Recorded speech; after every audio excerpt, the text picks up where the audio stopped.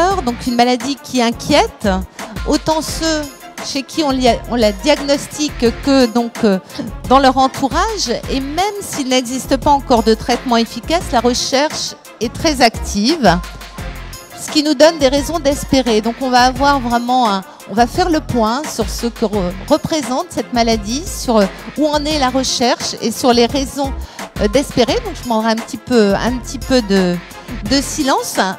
On va avoir le grand plaisir d'accueillir Colette Roumanoff, qui est donc une femme de théâtre, auteure de plusieurs ouvrages sur la maladie d'Alzheimer dont a souffert son mari, notamment donc Le bonheur plus fort que l'oubli, Accompagner ce que l'on aime, donc des ouvrages qui sont disponibles auprès de notre libraire et que je pense Colette signera avec grand plaisir.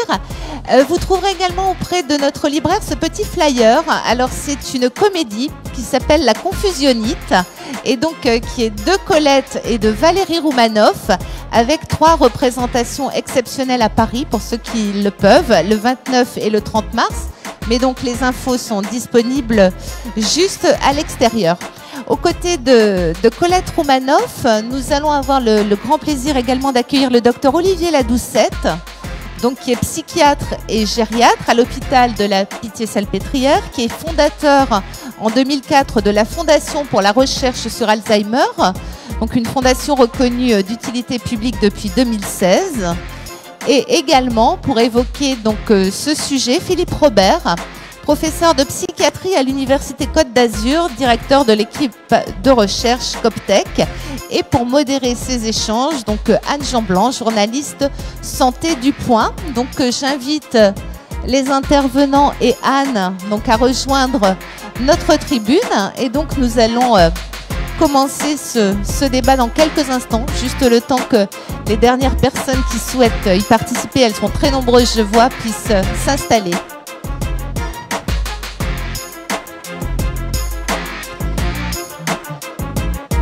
Et je profite, voilà, pendant que les dernières personnes s'installent, pour vous rappeler ce hors-série, vraiment à ne pas manquer, qui a été réalisé par Le Point en collaboration avec France Inter sur les nouvelles frontières du cerveau. Donc avec notamment un grand entretien avec Lionel Nakache qu'on a entendu ce matin. Donc ces neurosciences qui n'ont vraiment pas fini de vous surprendre. Donc si vous voulez retrouver plein d'informations, également des interviews de nos invités, des personnes qui sont intervenues au cours de cette 4e édition de Neuroplanète, n'hésitez pas à vous le procurer également. Et puis écoutez, voilà, je vais peut-être demander Colette Roumanoff, docteur de Ladoucette, Philippe Robert, de nous rejoindre. Je vais demander aux personnes qui arrivent de bien vouloir s'installer en silence, si c'est possible, de manière à ce que nous ne perdions pas trop de temps. Je vous remercie. Anne, je pense qu'on va pouvoir démarrer dans quelques secondes. C'est une conférence qui a beaucoup de succès, donc on va laisser les derniers participants prendre place. Et c'est quand vous voulez. Alors moi, pour démarrer, je voudrais vous raconter une histoire. C'est que quand on a décidé de créer cette table ronde sur la maladie d'Alzheimer, j'ai eu très envie d'appeler Colette Roumanoff parce qu'elle avait écrit pas mal de livres et puis je l'ai appelée un petit peu sur la pointe des pieds en disant « Chère madame, je sais que c'est un sujet difficile, mais j'aimerais bien que vous veniez parler. » Elle m'a dit « Mais c'était pas difficile, c'était un moment formidable dans ma vie. J'avais jamais entendu ça. » Et Colette, je voudrais que vous me racontiez, parce que donc vous avez eu ce que je dis, pour moi, le malheur d'avoir un mari atteint de cette maladie-là. Et pour vous, c'est pas un malheur. Racontez-nous un peu. Oui, c'est-à-dire en fait, quand même, au début, j'ai vraiment paniqué parce que tout ce qu'on entend sur cette maladie, et comme vous savez, le cerveau fonctionne par association d'idées. Ça, c'est un truc, voilà. Donc, on a dans notre cerveau le mot Alzheimer est associé à 1 milliard de trucs épouvantables. Donc, quand on pose un diagnostic, c'est la panique générale à bord. Et à l'époque, j'ai paniqué complètement aussi, moi. Et donc, pour moi, c'était assez difficile pendant la première année, disons pendant 1 an et demi. Jusqu'au moment où je me suis rendu compte qu'il y avait des choses qui amélioraient le malade et des choses qui l'aggravaient. Donc, cette liste de ce qui améliore et de ce qui aggrave, elle est devenue de plus en plus cohérente et de plus en plus longue. Alors maintenant, je sais depuis surtout l'apparition de mon dernier livre, qui est L'homme qui tartine une éponge, j'aime beaucoup cette histoire d'éponge parce que c'est ça la maladie d'Alzheimer. C'est pour ça que je voulais qu'on l'appelle la confusionnite depuis très longtemps. Parce que justement, cet homme, il se lève la nuit parce qu'il a faim, et puis il a faim, il cherche à se faire une tartine. Bon, il arrive dans une cuisine et il trouve une éponge. Mais lui, son cerveau ne lui dit pas que c'est une éponge. Ça ressemble à une tranche de pain. Voilà, on est d'accord que ça ressemble. Donc il la tartine. Bon, à ce moment-là, il est surpris et donc ça devient une catastrophe internationale. Alors en fait, il suffit de lui donner un truc qui se mange, c'est tout. Et puis après, il va se recoucher. Bon, alors il faut bien comprendre comment fonctionne cette maladie. Alors moi, j'en ai une définition. Bon, après, hein, voilà, c'est la mienne. Après il y a les docteurs qui vont parler. Voilà, c'est une maladie de la gestion de l'information. Donc le cerveau peut gérer de moins en moins d'informations et de plus en plus difficilement. Donc les repères du quotidien s'en vont. Que la mémoire s'en aille, c'est pas très dérangeant, c'est surtout les repères qui s'en vont.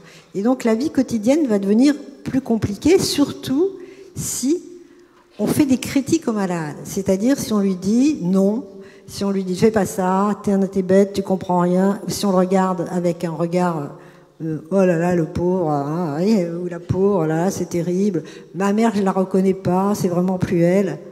Alors, si vous voulez, et dans cette histoire de reconnaissance, souvent les gens ne captent pas que c'est eux qui commencent à pas reconnaître la personne. Parce que c'est ça qui se passe. On entend, mais ma mère n'était pas comme ça du tout, donc c'est pas elle. Bon, alors déjà, la malade, il perd ses repères. Si en plus les gens qui lui servent de point d'appui dans le monde la regardent de travers et en plus ne la reconnaissent pas, vous voyez un peu dans quel état elle va se sentir assez rapidement, c'est-à-dire assez mal. Et à ce moment-là, le cerveau bug. Parce que le cerveau, quand il manque des neurones et qu'il est confronté à des choses stressantes, il bug, voilà. Et donc, il y a toutes sortes de bugs que moi j'ai repérés dans cette maladie. Exemple, la question répétitive, à laquelle il ne faut jamais répondre parce que ça n'est pas une question. Voilà, déjà, ça. Alors, moi, je donne un certain nombre de conseils. Dire jamais non, jamais faire de reproches, pas répondre aux questions répétitives, simplifier l'environnement pour le rendre lisible. Alors, bon, je peux parler pendant 3 heures, mais je vais peut-être pas le faire. Là. Ah non, ah non, ah non. Voilà. Bon, et alors, si on arrive à faire un certain nombre de choses comme ça, la relation au malade, et c'est ça qui est important, devient bonne. C'est-à-dire que c'est une relation à double sens, et le malade peut donner un énorme retour affectif, parce qu'il sait qu'il est malade, il ne le sait pas en même temps, et donc il va avoir de l'admiration pour ces gens qui le comprennent, hein, et qui lui donnent ce qu'il a besoin, et ça donne vraiment des situations très sympathiques et très drôles. Donc c'est pour ça, quand vous m'avez dit est-ce que c'était un malheur, j'ai dit non, c'était un bonheur, voilà. Mais est-ce que alors cette façon de considérer le malade, vous pensez que ça le rend heureux lui aussi, ou que quand même cette maladie est quand même difficile, enfin, c'est l'image qu'on en a. Après, on va demander aux médecins leur voilà. Donc, le malade se trouve dans une situation difficile, mais dans la vie, il y a beaucoup de situations difficiles. Donc quand on est dans une situation difficile, on apprécie beaucoup d'être aidé. Hein. Donc le malade qui est aidé, il l'apprécie énormément. Il l'apprécie d'autant plus qu'il sait que c'est pas simple. Voilà, il le sait. Alors, professeur Robert, des histoires comme ça, vous en entendez beaucoup? On demandera la même chose après au docteur de la Doucette. Oui, merci pour votre témoignage. Alors, moi, ma maman, elle a eu une maladie type Alzheimer. Et elle a vécu une partie de la fin de sa vie dans une EHPAD, une maison de retraite. Et alors, on a essayé de voir, comme vous, les choses positives. Alors, j'ai un peu honte de dire ça, mais je lui avais installé dans sa chambre une table à repasser pour me repasser les chemises. Elle avait un sentiment d'être utile. Elle était sur quelque chose qui fonctionnait. C'était un automatisme qui restait. Et à ce moment-là, tous vos conseils, je les prends.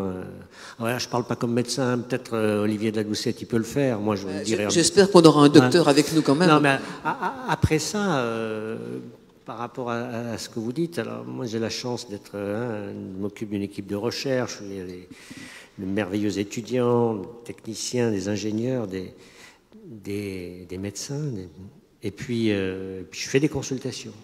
Et en plus, j'ai 65 ans. Alors, à 65 ans, quand on fait des consultations, ce qu'il y a de bien, c'est qu'on peut ressentir aussi des troubles de la mémoire qui existent dans le nouveau guide du bien vieillir là, d'Olivier de la Doucette. Hein. C'est-à-dire que, voilà, toi tu les as pas, moi je les ai, tu comprends. Et c'est ce qu'on s'aperçoit, c'est que les gens qui viennent, hein, il y a, je sais pas, on voit 1800 personnes environ par an, il y en a beaucoup qui n'ont que des simples troubles de la mémoire qui vont avec l'âge. Et puis il y en a qui, malheureusement, ont une pathologie. Mais l'important, c'est de ne pas se focaliser uniquement sur ce qui ne va pas, mais essayer de mettre en valeur ce qui reste positif. Olivier. Olivier, ben voilà. Oui, je connais Colette, on a déjà échangé plusieurs fois. Et ce qui est admirable avec Colette, c'est qu'elle nous explique au fond son cheminement, qui est le cheminement de beaucoup de familles dès lors qu'elles sont confrontées avec cette pathologie. C'est comment je vais m'adapter à quelqu'un dont la principale pathologie, c'est justement un trouble de l'adaptation. Elle a dit, elle l'a défini à sa manière en disant, au fond, Alzheimer, c'est une pathologie du traitement de l'information. Moi, je l'appelle un trouble des comportements adaptatifs. Ce sont des comportements, au fond, auxquels on fait appel du matin au soir pour nous adapter à toutes sortes de situations. Pour l'Alzheimer, la vie devient de plus en plus compliquée parce que ces comportements adaptatifs, qui sont pour la plupart d'entre nous des évidences, deviennent des interrogations, voire même des complications extrêmes. Ça génère chez eux des difficultés qui peuvent être croissantes, qui peuvent parfois même générer des troubles du comportement. Je pense qu'on sera amené à en parler. Pourquoi est-ce qu'on rencontre chez nos patients parfois des difficultés adaptatives avec de l'agressivité, de l'anxiété, de la dépression? Toujours est-il qu'il est évident que ces patients qui vivent au milieu d'autres ont des difficultés à interagir dans un monde qui leur est de plus en plus étrange.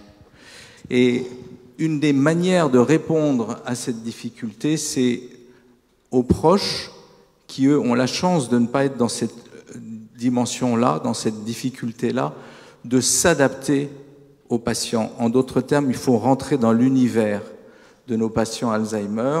Il faut essayer donc de comprendre, de se mettre à leur place et d'essayer donc de ce fait de répondre à leurs difficultés, non pas en leur imposant des choses qui sont de notre monde, mais en rentrant dans le leur, essayer donc de leur favoriser l'adaptation à un monde qui devient de plus en plus complexe et difficile pour eux. Ça veut dire qu'une part de vos consultations, c'est d'expliquer aux aidants, puisque tel est le mot qu'on emploie en général, comment être le mieux avec le patient. C'est presque autant l'aidant que le patient que vous avez à conseiller? Tout à fait. On sait qu'en France, il y a 900 000 malades. En réalité, il y a 2 ou 3 millions de victimes de la maladie d'Alzheimer. Ce sont les proches. Une des caractéristiques de cette pathologie, il y a peu d'autres maladies qui ont cet impact sur l'environnement familial, peut-être les maladies mentales, mais moi je considère Alzheimer comme une maladie mentale d'origine neurologique. Je suis psychiatre comme Philippe, c'est ma définition. Les neurologues vous diront autre chose. Toujours est-il que, bien sûr, l'entourage est directement impacté et en réalité c'est une course d'obstacles qu'il faut mener ensemble. Et les proches ne sont pas toujours à la même enseigne, n'ont pas toujours la même intuition, la même compréhension. Il y en a qui sont très doués et d'autres qui sont totalement nuls. Et notre boulot à nous, justement, médecins, et peut-être que c'est une approche très spécifique des psychogériatres, que n'ont pas nécessairement les neurologues parce que, bon, ils ont une approche un peu différente, c'est justement d'apporter ces conseils, de proposer une éducation pour pouvoir répondre à ces patients et cheminer avec eux dans les meilleures conditions. Colette, les solutions, vous les avez trouvées toutes seules ou est-ce qu'on vous a quand même un petit peu aiguillé? Toute seule, absolument toute seule. Ça, je peux vous garantir, oui, toute seule. Parce qu'au départ, j'avais consulté Internet, en fait, c'était en 2005, et c'était horrible ce qu'il y avait sur la maladie d'Alzheimer, et ça m'a fait énormément paniquer. Non, je me suis aperçue, en fait, le premier truc que j'ai découvert, c'est que le sport assez soutenu, très soutenu, ça remettait tout ça en route, quoi. C'était impressionnant, quoi. Bon, pendant 2 heures, 3 heures, mais quand même. Donc, je me suis dit, le sport, ça va être tout de suite, donc, quelque chose qui est très important, quelque chose que la personne peut faire avec plaisir. Donc, mon mari, il était sportif, avec plaisir, et en étant compétent. Donc comme votre histoire de repassage de chemise, c'est sûr que si j'avais demandé à lui de repasser des chemises, ça n'aurait pas marché. Ça aurait peut-être pas été génial. Mais par contre, comme il jouait au tennis, qu'il joue au ping-pong, donc du coup, le tennis, moi-même, je m'y suis remise, ce qui était très dur pour moi, je suis pas sportive, voilà. Donc ça a tout de suite, et même à un certain stade plus avancé. Moi, je trouve que quand on a compris comment ça marche, c'est pas plus dur après qu'au début. Pour moi, le plus dur, c'était vraiment le début. C'était pas la fin, c'était pas la suite. Philippe Robert, vous voulez ajouter quelque chose?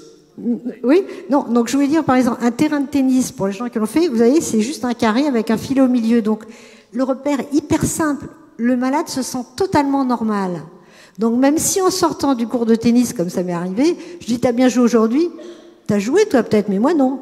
Mais ça fait rien, il s'en rappelle plus. Mais qu'est-ce que ça peut faire, puisque le bénéfice du jeu, le fait qu'il se l'ait bougé, il est là. Et on en profite pendant plusieurs jours, voyez. Donc, il faut pas s'arrêter à ce fait qui va dire ben non, j'ai pas joué. Il faut pas dire ah mais si t'as joué, regarde t'es en transpiration, regarde t'es en maillot, regarde, ça sert à rien. Et ben on dit rien, c'est tout. Voilà, on rigole parce que bon c'est drôle quand même. Hein. Il vient de jouer, il s'en rappelle plus. Passez votre micro à Philippe et puis après Olivier. Oui, merci. Juste un commentaire là par rapport à ce que disait Olivier de la Doucette. C'est, on a eu une expérience sympa récemment. Il y a 15 jours sur la Côte d'Azur à Cannes le Festival international des jeux. Truc énorme, 100 000 personnes. Voilà. Et alors, on avait un stand où parce qu'on a essayé de développer des jeux pour faire comprendre la maladie d'Alzheimer et les pathologies aux familles et aux enfants.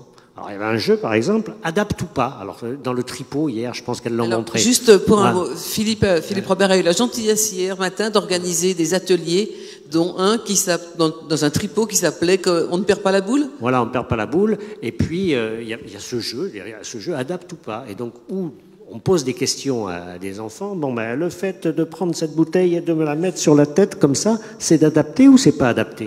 Et alors, on tape, etc. Et on s'est aperçu que ce mécanisme de jeu, qui est un jeu de table, c'est pas du tout des nouvelles technologies, hein, eh bien, ça aide grandement. Alors, par rapport au tennis ou au vélo, parce qu'il y a Paris-Nice, là, en ce moment. Hein, le vélo, c'est plus dangereux quand même. Hein. C'est plus dangereux, sauf sur la promenade des Anglais. Aujourd'hui. Voilà. Hein, et donc, tout à fait. Hein, alors, on a, par exemple, développé aussi un jeu qui s'appelle le jeu d'intérêt, pour essayer de connaître ce qui intéresse le plus les personnes qui viennent nous voir. Parce que si on doit mettre en place une approche non pharmacologique, eh bien ça sera sur le tennis, sur le vélo, la natation, ce que vous voulez. Un petit mot d'Olivier. J'aimerais rebondir sur ce que disait Colette à propos de son mari et l'expérience du tennis, parce que souvent la question nous est posée, au fond, mon père, mon épouse oublie tout de suite. Est-ce bien nécessaire d'aller le visiter puisque je vais passer 1 heure ou 2 avec lui et 10 minutes plus tard, il aura totalement oublié? Et c'est une question qui est importante. Comment y répondre? La réponse que j'apporte est la suivante. Je dis qu'au fond, la maladie d'Alzheimer est peut-être une manière d'expérimenter quelque chose qui nous échappe de plus en plus dans nos sociétés où tout va très vite, où au fond on est constamment ou dans le passé ou dans le futur et rarement dans le présent. C'est justement l'expérience du présent. Avec nos patients qui oublient tout très vite, eh bien, vivons pleinement le présent avec eux. Et si, au fond, ils ont oublié 1 quart d'heure, 2 heures, 1 semaine après qu'on est passé, mais quelle importance! Quand vous y pensez, vous allez rendre visite à quelqu'un, bon, vous allez peut-être vous en souvenir 1 semaine après, mais 2 mois après, vous aurez totalement oublié. Donc la différence entre un Alzheimer et vous, c'est juste 2 mois, 2 mois de souvenirs. En d'autres termes, ce qui est important, c'est de travailler le présent. Et ça veut dire, Olivier, que ces patients-là, même à un stade assez avancé, sont conscients du moment présent. Ah oui, absolument. Oui. Tout à fait. Colette veut dire un mot. Voilà. Non, ils sont non seulement conscients du moment présent, mais ils peuvent vous faire cadeau du présent. Parce que si vous voulez être en contact avec eux, il faut vous être dans le présent. Donc c'est ça un grand cadeau, si on sait le prendre. Et après, c'est bien, parce qu'après, on peut continuer à vivre dans le présent. Et donc, on peut continuer à être déstressé par rapport au passé et à l'avenir. C'est important d'être juste dans le présent. Voilà, juste. C'est une très belle réponse. C'est une très belle réponse. Alors, il y a une question évidemment que tout le monde se pose aujourd'hui, c'est l'aspect thérapeutique. On voit bien que les médicaments n'ont pas l'efficacité qu'on pourrait souhaiter.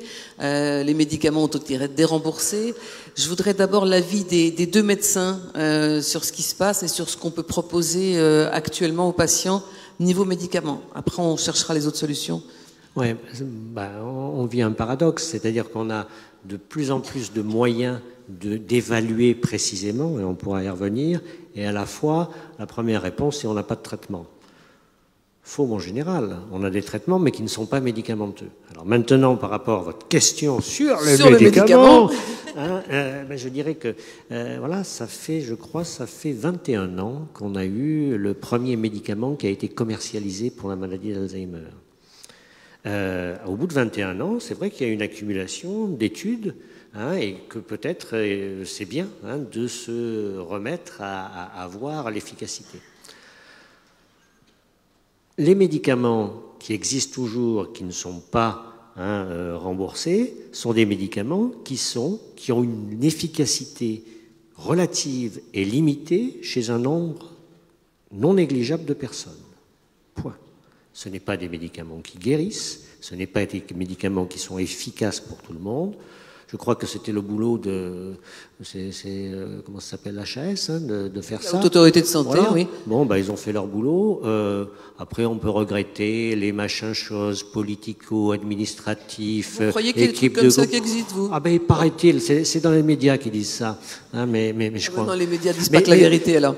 Moi, ce que je trouve important, c'est dans notre consultation mémoire, par exemple, on avait mis des affiches en indiquant venez en discuter avec votre médecin, avec votre psychologue, parce que quand même, à chaque fois, pour chaque personne, eh bien, il peut y avoir une réponse différente.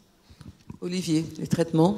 Oui, j'aimerais peut-être vous proposer quelques réponses un peu précises par rapport à ça, parce que pour ceux qui, ici, sont concernés directement, il est bon que vous sachiez ce que pensent les professionnels, ceux qui sont vraiment en contact des malades, comme Philippe, comme moi-même.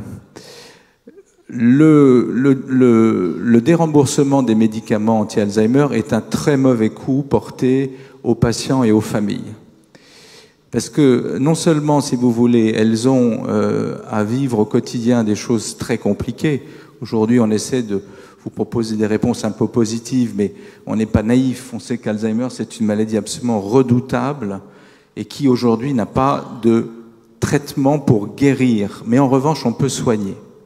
Et donc, à des gens qui sont atteints d'une pathologie irréversible et incurable, on leur proposait jusqu'à maintenant des médicaments qui, comme le disait Philippe, sont un peu efficaces dans certains cas. Mais nous savons que ces produits, dès lors que nous sommes obligés pour une raison ou pour une autre de les arrêter à mi-parcours, dans un nombre non négligeable de cas, on voit les patients dévisser dans le mois ou dans les semaines qui suivent, ce qui prouve après coup l'intérêt du produit. En réalité, ce ne sont pas des produits qui améliorent les performances, ce sont des produits qui freinent un déclin. Donc, on est en train de dire aux familles qui vivent un drame au quotidien, non seulement les médicaments qu'on vous proposait jusqu'à maintenant étaient dangereux, en plus ils étaient inutiles, et si par hasard vous insistez pour les prendre, on va vous les faire payer. Je trouve que c'est quand même très cher. Et c'est totalement inutile. Tout ça pour gagner quelques millions d'euros que, soi-disant, on va injecter dans les prises en charge non médicamenteuses. Aujourd'hui, la prise en charge non médicamenteuse proposée le plus souvent, ce sont des suivis orthophonistes, qui sont de grande qualité quand c'est bien fait. Sauf que c'est très difficile de trouver des orthophonistes formés. Donc on vous dit, on va financer une filière non médicamenteuse, les orthophonistes, les psychomotriciens, etc., mais ils n'existent pas. Donc on vous met, si vous voulez, dans une situation franchement très désagréable et totalement inutile. D'autant plus que ces médicaments, non seulement donc permettaient un peu d'améliorer l'évolution de la pathologie, mais en plus structuraient une filière de soins. Quand vous allez voir un médecin dans un service de gériatrie, un service de mémoire, et qu'on vous diagnostique Alzheimer, eh bien, on vous proposait jusqu'à présent un traitement, mais on vous disait, OK, vous avez un traitement, vous reviendrez nous voir dans 2 mois, dans 6 mois. Mais si vous, madame, vous êtes psychologiquement en difficulté, on va vous envoyer vers la psychologue du service. Si vous avez des difficultés financières, on va vous proposer l'assistante sociale, etc., etc. Et on crée des filières de soins autour d'une pathologie très complexe. Aujourd'hui, on pose un diagnostic et on vous dit, bon, éventuellement, si vous voulez, vous pouvez prendre un traitement. Mais évidemment, on en doute. Est-ce qu'on a envie donc de rentrer dans cette filière? Probablement pas. Et c'est très dommage. Je voudrais le témoignage de Colette, oui. Je suis archi d'accord avec vous. Mon mari, il a pris ses médicaments pendant beaucoup, pas juste au début, hein, pendant 6 ans. Et quand c'est arrivé que on fasse une petite fenêtre thérapeutique, eh ben, il était beaucoup plus perdu. Donc attendez, c'est quand même, ça aide énormément. Surtout, je pense, les gens qui sont actifs. Voilà. Moi, je pense que si on a fait des tests sur des gens enfermés qui bougent pas de la journée, alors là, peut-être que ça fait pas d'effet. J'en sais rien. Vous voyez, mais on voit pas à quoi on verrait que ça fait un effet si l'activité est la même, qu'ils en prennent ou qu'ils en prennent pas. Alors que quelqu'un qui sort, qui va faire des courses, qui fait du sport, qui fait n'importe quoi, eh ben, on voit bien la différence, où il y arrive ou il n'y arrive pas. Voilà. Ça se voit comme ça. En dehors de l'aspect efficacité des médicaments, il y a aussi une question qui se pose, c'est sur la fiabilité du dépistage, ou du diagnostic plutôt que dépistage. Est-ce que vous, médecins, aujourd'hui, vous avez vraiment des arguments pour dire, enfin 100%, jamais 100%, je sais, mais avec plus ou moins de certitude à une famille, là c'est vraiment une maladie d'Alzheimer qui démarre? Je le disais tout à l'heure, on a des nouveaux outils, des outils plus performants au point de vue de l'évaluation. Quand vous dites outils, c'est quoi? C'est prise de sang, c'est biologique, c'est test d'évaluation? Alors, Madame Jean-Blanc, nous vivons une époque moderne. Yes, mais c'est pas sur Facebook. Hein. Et donc, c'est tout ça, et puis c'est tous les aspects technologiques. C'est-à-dire que ce qu'on appelle les capteurs, hein, la façon dont je parle, la façon dont je fais des mouvements, la façon dont mon visage s'exprime, tous ces éléments-là, c'est des éléments qui viennent, en plus de la biologie, en plus de l'imagerie, me donner de nouveaux outils, mais à la fois changer la façon dont je vois les choses. Parce qu'il y a 10 ans, on ne mesurait pas mon activité motrice, on ne mesurait pas le nombre de mots que je donnais en 1 minute, et c'est des choses qui sont importantes pour faire un diagnostic. Donc, on a des outils qui sont de plus en plus fiables, qui nous permettent... moi, quand on a commencé à travailler sur la maladie d'Alzheimer, on parlait de maladie d'Alzheimer. Et puis après, on a parlé de troubles cognitifs mineurs, en français. Et maintenant, on parle aussi de plaintes cognitives subjectives. Là, ça devient compliqué quand même. Ça devient compliqué. Et puis, notre ami Bruno Dubois parle des patients, des sujets asymptomatiques, qui n'ont eu aucun symptôme, mais qui peut-être dans leur famille ont eu quelqu'un qui... Et donc c'est à ce niveau-là qu'il faut essayer effectivement d'utiliser le mieux possible ces outils, mais comme le dit Olivier, après, quand on est en face de quelqu'un dans une consultation, c'est aussi d'essayer d'apporter des réponses. Et puis la dernière chose quand même, c'est le terme de maladie d'Alzheimer, c'est un grand chapeau qui recouvre un ensemble de choses et voilà, il ne faut pas se tromper. Des fois, c'est une autre pathologie, une autre origine qui amène les mêmes types de symptômes. Olivier de la Doucette. Pour compléter, il ne faut pas se gourer. En d'autres termes, aujourd'hui, Alzheimer est devenu un terme un peu générique. Donc, j'ai 60 ans et j'oublie où j'ai mis mes clés, ça y est, c'est l'Alzheimer. Non, on peut avoir des troubles de la mémoire à tout âge, y compris à 60 ans, sans que ce soit un Alzheimer. Mais aujourd'hui, si on va dans un service compétent de gériatrie, de neurologie, eh bien, on est, avec les outils modernes, capable de poser le diagnostic avec un minimum d'erreur. Quand je dis minimum d'erreur, c'est à 98% ou 95%. Là où les choses sont en train d'évoluer, comme le dit Philippe Robert, c'est que il y a, on va dire 20 ans, 25 ans, oh non, 30 ans, on faisait la différence. Quand vous aviez plus de 65 ans, on vous disait vous avez une démence sénile. Quand vous aviez moins de 65 ans, on vous disait vous avez Alzheimer. Puis on s'est rendu compte qu'en réalité, c'est la même chose. Que vous ayez 50 ans ou 95 ans, c'est à peu près les mêmes lésions, donc on va dire qu'on va appeler ça maladie d'Alzheimer. Et puis maintenant, avec ces outils diagnostiques très puissants, pour vous donner une idée, on est capable du vivant du patient de repérer avec certaines machines les lésions de cette maladie d'Alzheimer dans son cerveau. On peut faire une cartographie de la répartition des lésions dans le cerveau d'un individu avec des troubles cognitifs. On peut faire une ponction lombaire pour voir s'il y a des déséquilibres dans certaines protéines. On peut faire également ce qu'on appelle des PET, des IRM fonctionnels. On peut voir comment votre cerveau fonctionne, quelles régions du cerveau sont plus actives que d'autres, etc. Donc on commence avec ces outils diagnostiques, se rendre compte que dans cette famille énorme qu'on appelait maladie d'Alzheimer, il y a des sous-groupes. Il y a des individus qui vont probablement évoluer un peu différemment. On sait par exemple qu'après 80 ans, vous avez 2 femmes pour un homme. Jusqu'à maintenant, dans la plupart des études cliniques, on ne faisait pas ce distinguo. On disait, bon, il a Alzheimer, et on ne tenait pas compte du sexe. Maintenant, on se dit, peut-être qu'en réalité, il va falloir qu'on étudie différemment les femmes des hommes. Et ainsi de suite. On va vers ce qu'on appelle la médecine de précision. Vous êtes au courant probablement de ce terme, qui a permis d'élaborer en cancérologie des produits très puissants et efficaces. On s'est rendu compte que quand vous avez un mélanome, par exemple, vous avez dans le groupe des gens avec mélanome, certains qui vont réagir extrêmement bien à certaines approches, on va dire, immunothérapeutiques. Pour Alzheimer, c'est la même chose. On va progressivement aller vers cette médecine de précision, identifier certains patients et leur proposer à ces patients, j'espère dans un délai pas trop long, des molécules spécifiques. C'est vers ça que nous tendons. Alors, avant de donner la parole à la salle pour les questions, j'ai juste un dernier conseil à vous demander finalement. Quand on a un doute, c'est quoi? C'est une consultation mémoire qu'il faut rejoindre. Qu'est-ce qu'on fait? Je veux dire, pour justement ne pas passer à côté du diagnostic ou ne pas avoir un diagnostic à tort. Ce qui vous relaxe le plus, hein. Donc un petit coup de yoga? Non, un petit coup de yoga. Les consultations mémoire, hein, on a la chance en France d'avoir un réseau de consultations mémoire qui est quand même s'il est surchargé, important.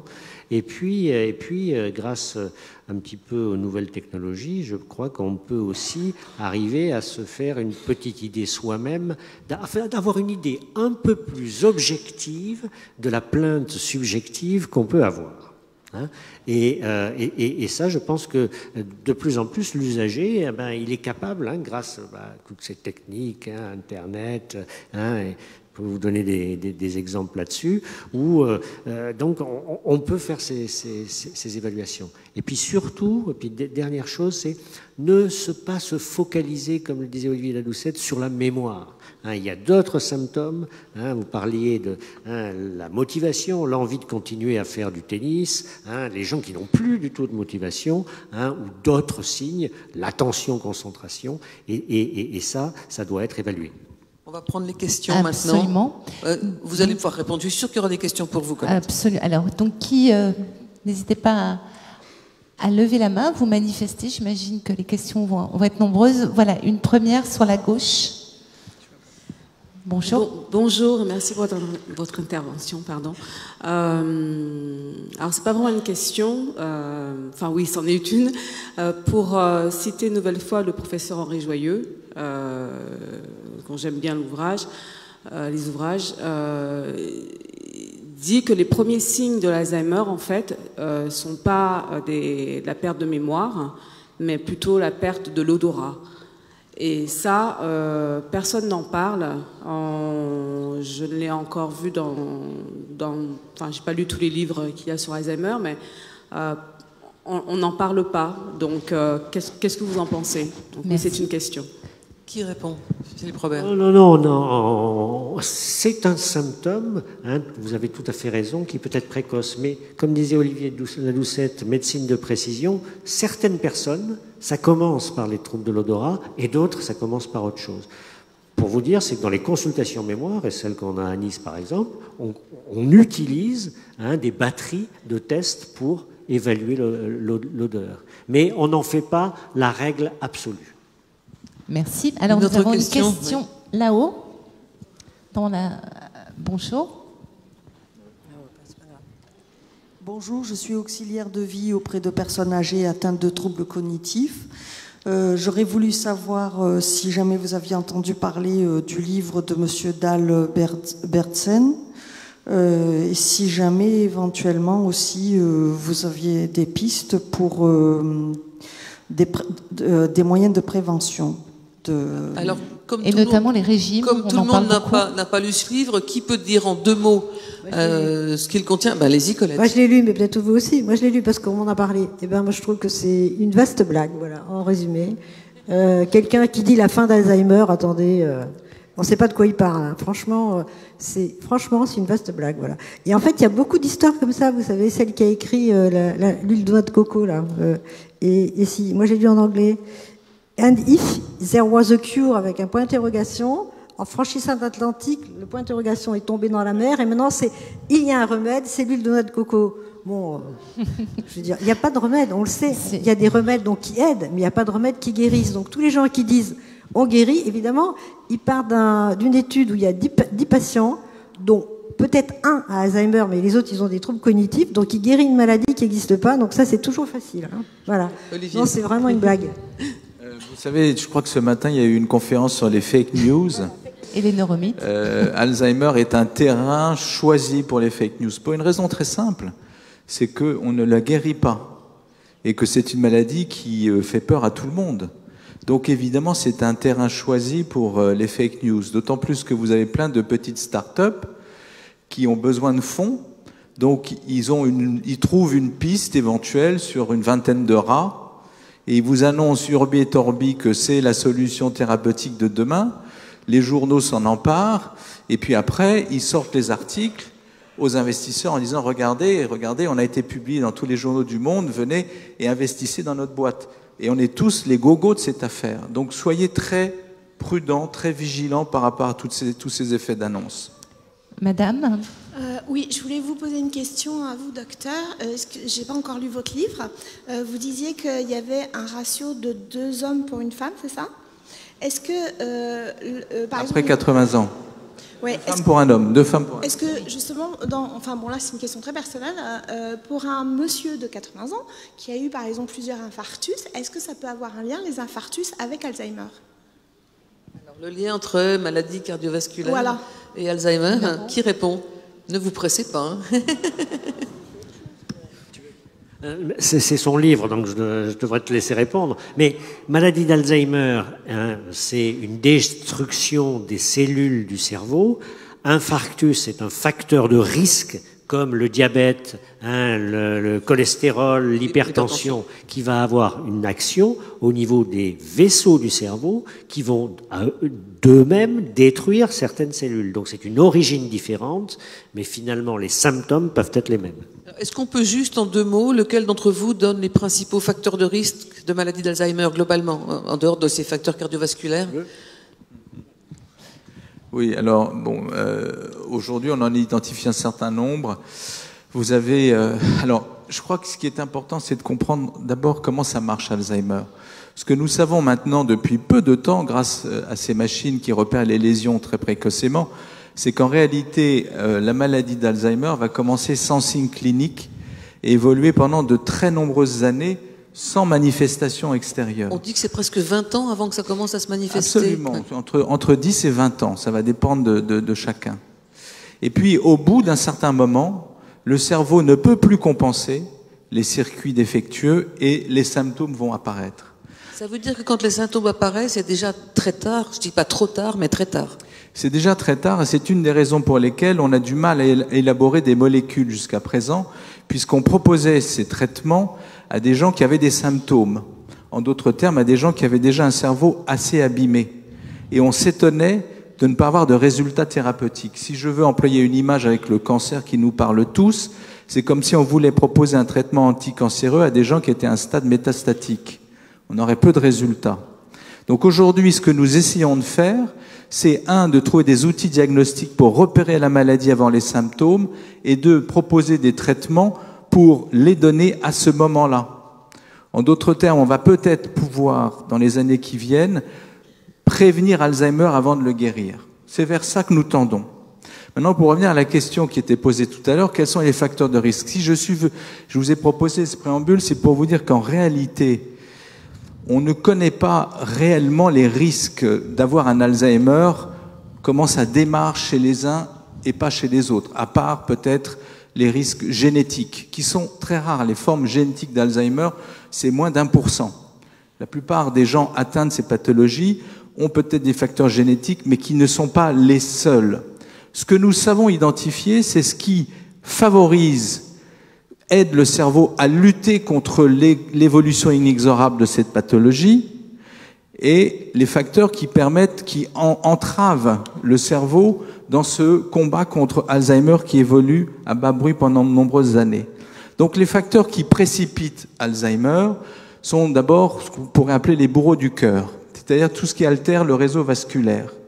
Donc c'est l'hypertension, ça a été évoqué, c'est l'hypercholestérolémie, le tabagisme, la sédentarité et le diabète. Toutes ces pathologies, tous ces comportements vont altérer notre réseau vasculaire. Probablement, peut-être, ça va précipiter l'apparition d'un Alzheimer, et en tout cas, ça va entraver la capacité du cerveau à lutter contre un Alzheimer infraclinique dans son processus évolutif. Ça, c'est une première chose. Ensuite, ce que l'on sait, c'est que la maladie d'Alzheimer va apparaître plus rapidement chez les gens qui seront en déficit sensoriel. Si par exemple vous êtes un peu sourd, un peu dur d'oreille, c'est un facteur de risque. Il faut se faire appareiller précocement. Si vous êtes appareillé, ça compense ce facteur de risque. Ça peut. Oui. Ça peut. En tout cas, on met les chances de son côté. Après, évidemment, si vous avez des troubles de la vision, c'est aussi un facteur évidemment de risque. Après, vous avez tout ce qui permet de développer ce qu'on appelle la réserve cognitive. C'est une forme de réserve d'intelligence, c'est un terme qu'on emploie pour désigner au fond ce réseau neuronal extrêmement dense que nous avons dans notre cerveau, qui va compenser les déficits pendant toute cette phase infraclinique. Eh bien, si votre cerveau est très stimulé, vous allez pouvoir vous protéger contre Alzheimer plus longtemps. Ce qui permet de dire à certains d'entre nous, de manière, on va dire, un petit peu paradoxale, la maladie d'Alzheimer se prévient dès le CP. Entre un enfant qui va apprendre à lire et écrire correctement et un autre qui sera à la peine, le premier sera peut-être un jour professeur d'université et l'autre aura un travail essentiellement manuel. Eh bien, celui qui sera très stimulé intellectuellement, même si les lésions vont commencer au même âge que pour l'ouvrier, eh bien, il va résister beaucoup plus longtemps à la maladie que l'autre. Donc, il faut garder son cerveau très stimulé. Et enfin, les interactions sociales. Il faut rester très relié entre soi. On s'est rendu compte que les gens qui ont une vie sociale active, eh bien, se protègent. Et pour finir, il faut lutter contre le stress et la dépression. Excusez-moi, la liste est un peu longue, mais je pense qu'il était bon de passer par là. Hélène, on a le temps de prendre une dernière question. Une dernière question, là-haut. Bonjour. Madame, vous avez le micro, je crois. C'est bon? Oui, c'est bon. Bonjour. Alors, moi, je vais vous parler 2 secondes de ma grand-mère, qui est donc atteinte d'Alzheimer depuis quelques années maintenant. Elle est assez têtue, alors ce qui provoque des situations assez loufoques. Par exemple, elle va prendre un café, elle va boire son café, elle va se rasseoir et elle va ranger la tasse dans le lave-vaisselle et elle va se retourner, elle va se dire « Ah bah tiens, je prendrais bien un café !» Ma maman, ou alors elle va poser pareil 50 fois la même question et ma maman est assez désemparée face à ça. Elle a un peu de mal à ne pas s'énerver. Alors je lui dis toujours « Maman, laisse-la tranquille, arrête, sois gentille avec elle. Elle a besoin d'être rassurée, tranquillisée. » Mais parfois, elle a un petit peu de mal. Et du coup, comme elle est têtue, elle va poser plein de fois la même question et elle attend une réponse. Ouais. Alors si vous permettez, moi j'ai une interprétation que j'ai vérifiée des tas de fois, non seulement chez moi, mais chez plein de gens. Une question répétitive n'est pas une question, c'est un signal d'alarme. C'est comme s'il y avait une lumière qui s'allume et qui dit il y a un truc qui va pas, il y a un truc qui va pas, il y a un truc qui va pas. C'est pas une question. Si vous répondez à la question, vous allez vous épuiser, vous énerver. Personne ne peut répondre 50 fois à la même question sans s'énerver. Je connais pas de gens comme ça, moi, personnellement, j'ai jamais fait en plus. Bon. Mais par contre, il y a quelque chose qui va pas. Alors, c'est le sentiment de sécurité de la personne qui atteint. Il faut bien savoir que la personne qui se trouve dans un état justement de difficulté cognitive, son sentiment de sécurité, il est quand même assez fragile. Donc quelque chose l'a atteint. Quelqu'un l'a regardé de travers, quelqu'un lui a dit non, quelqu'un a fait un reproche, quelqu'un là, je sais pas quoi, on sait pas quoi. Ou elle a mal au ventre, ou elle a mal aux dents, ou elle a quelque chose qui ne va pas. Donc, ou on est capable de trouver ce qui va pas et on arrange la chose, on n'est pas capable, on détourne l'attention. Qu'est-ce qui rassure? Un gâteau, un café, un chocolat, je sais pas quoi, une crème à la vanille, une sortie. Sortez, il faut que les gens qui ont Alzheimer sortent dehors, dehors, dehors, dehors. Voilà. Ça sera le mot de la fin, Colette. Un grand merci. Merci beaucoup. On applaudit effectivement. Merci à vous trois. Merci Anne. Je voulais